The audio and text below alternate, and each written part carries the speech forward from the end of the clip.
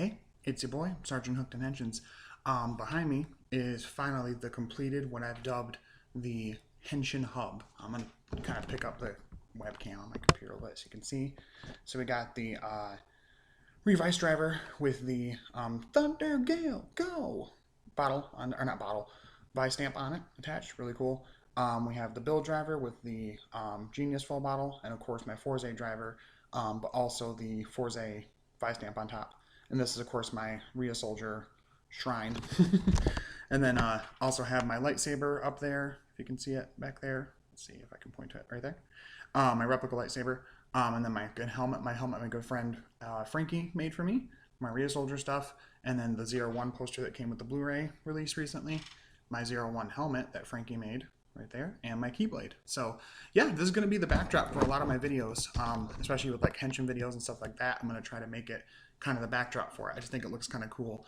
I might eventually add another shelf, but I don't want to take up too much space over here or give enough too much of something on the wall. The kids will be like, ooh, and want to grab stuff off of accidentally, you know, like knock things off or whatever. I'm trying to teach them, and they are toys for kids, so but anyway, so now that's out of the way, and you guys partially seen the Henshin Hub, which check me out on Twitter at RealSoulRiderRed, or sorry, at Sergeant Hooked on Kiji Brother, at RealSoulRiderRed on Twitter, and I had pictures of it up recently so you can see it in more detail.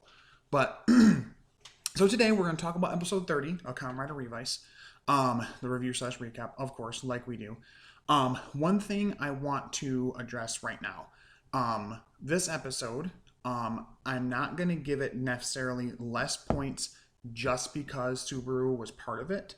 I want to in my heart, but I know that that will be taking out my frustration with him being a racist asshole and not ever getting reprimanded for it in any way or any repercussions for it. Taking out that my anger and issues with that on the cast, who did a great job in the episode, and the writers and everyone else for the most part.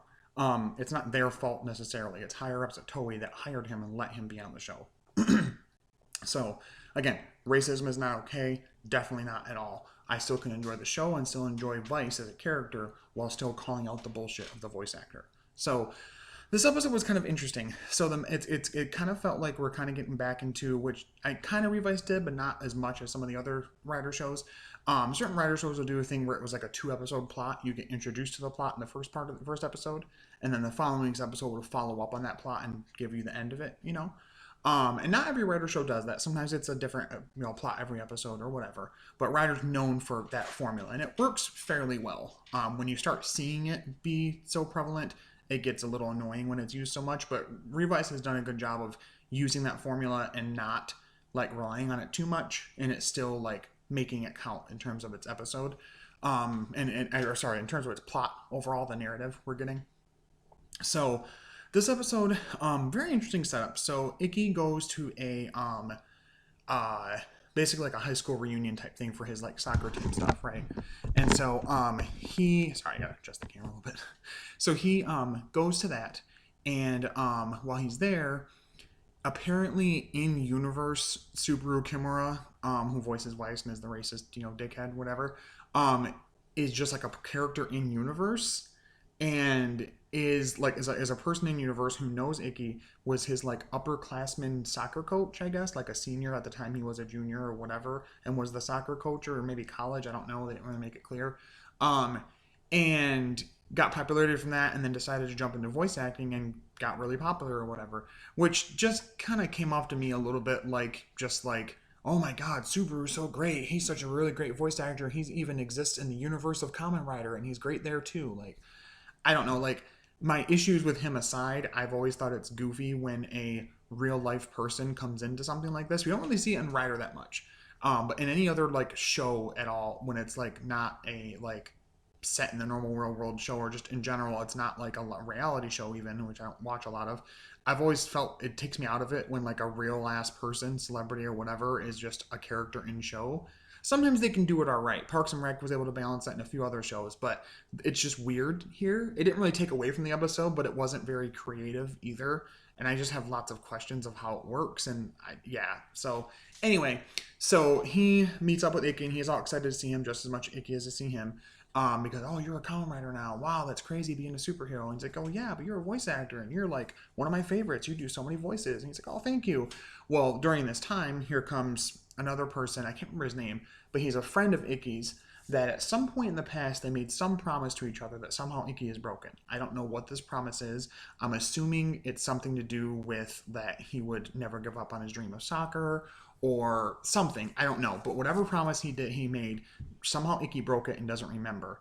And we're trying to somehow, this episode remembered finally that the whole thing we were seeing a while back with like the pictures and disappearing Icky in the pictures. End of last episode, George saw it for the first time. An actual person in show noticed it besides Vice.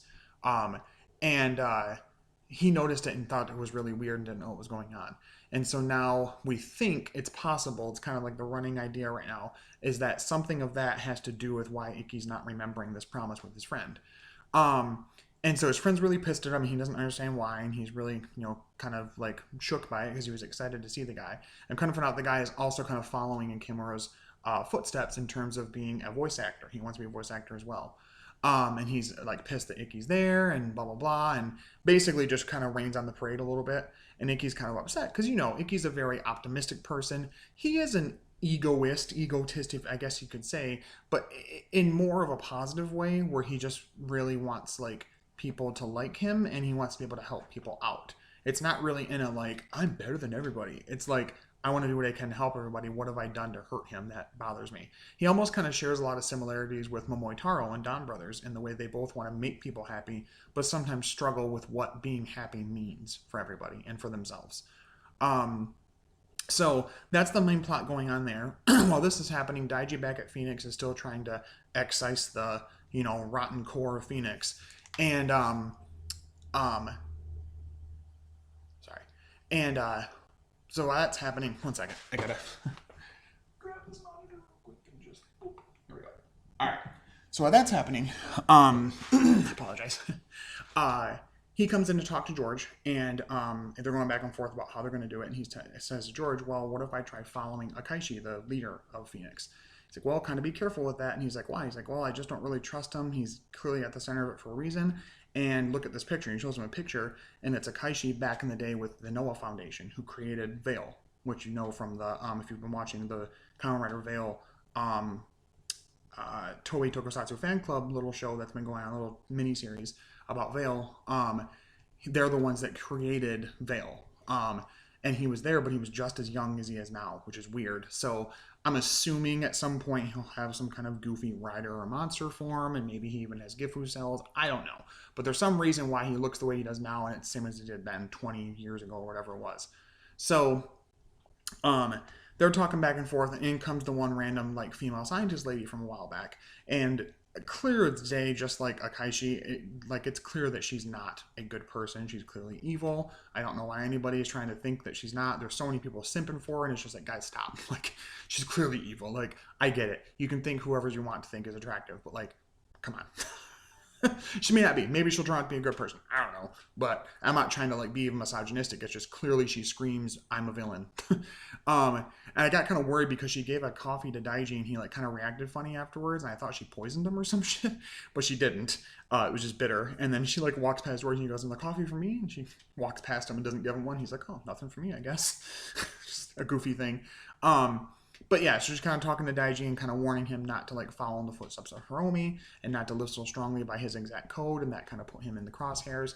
And it almost felt like sort of kind of a half threat, like maybe I kind of know some stuff and I'm kind of trying to warn you ahead of time so you don't get yourself in too deep type of situation.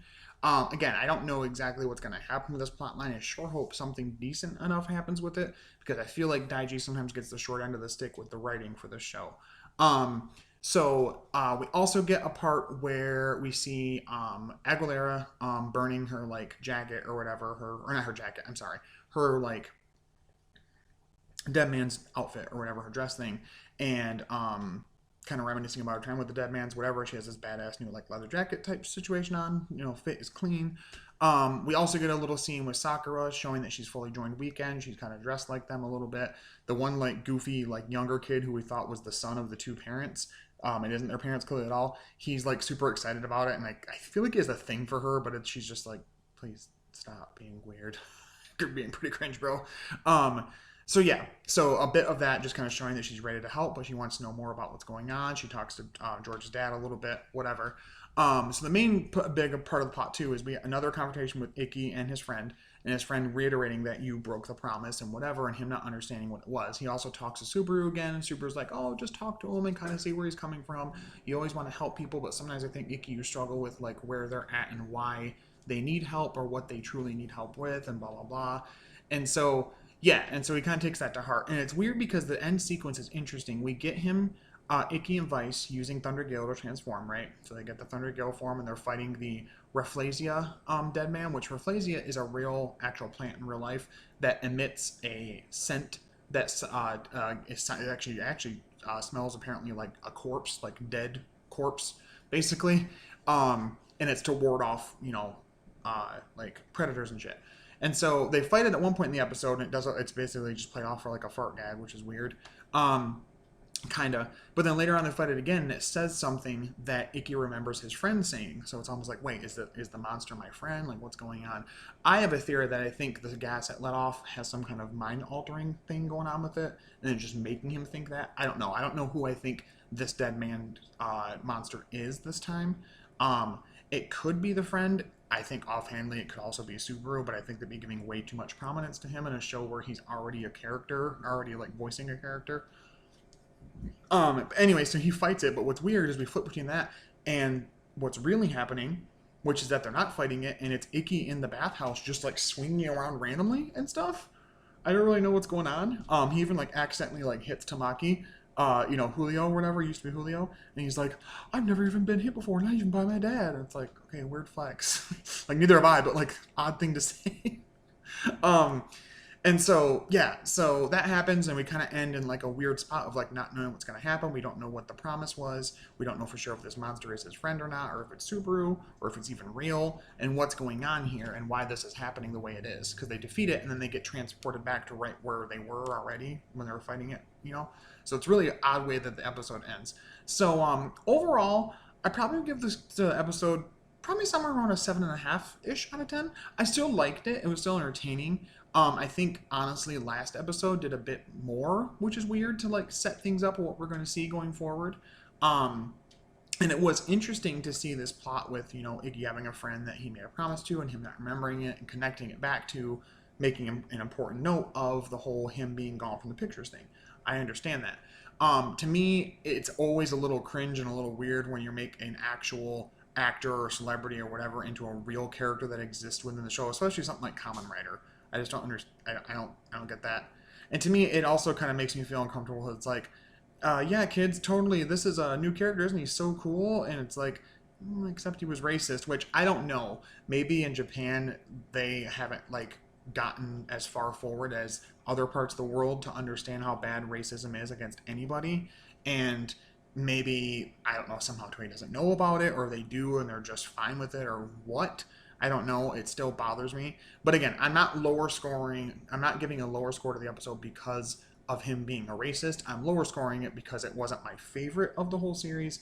And it was odd to have a real life person as a character within the show. It just begs a lot of questions and is kind of an odd writing choice, in my opinion, when they could have done anything else besides that. They could have just made him a different character. I don't know why they had to make him actually Subaru Kimura.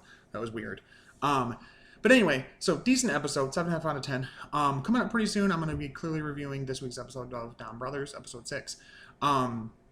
I probably will do a video just kind of summing up how I felt about everything with the Fan First Tuesday thing with Hasbro for Power Rangers. It'll be a short video, but I still kind of want to talk about some of my feelings with it. And definitely, as soon as I get new stuff, whatever, Toku Toy Views and other reviews and stuff, we will, once Kamen Rider Veil is done as a miniseries, it's supposed to be 5 episodes, I'm going to do a little video just on that, focusing on that and talking about the little miniseries. I want to wait till it's done first. But anyway, I hope you guys enjoyed today's review. Let me know what you guys thought of the episode. Did you kind of feel weird about Subaru being as big a part of it as he was? Were you guys kind of confused by the plot a little bit like I was? And next week's episode, it shows he's saying something about it must be your fault, Vice, blah, blah, blah. And Yeah, a bunch of other weird things going on. So I don't know exactly what's happening. Again, it's kind of a unique plot. I'm interested, but I'm worried too because this whole thing with like possibly Vice being connected to his memory loss and to like why he's being erased from pictures.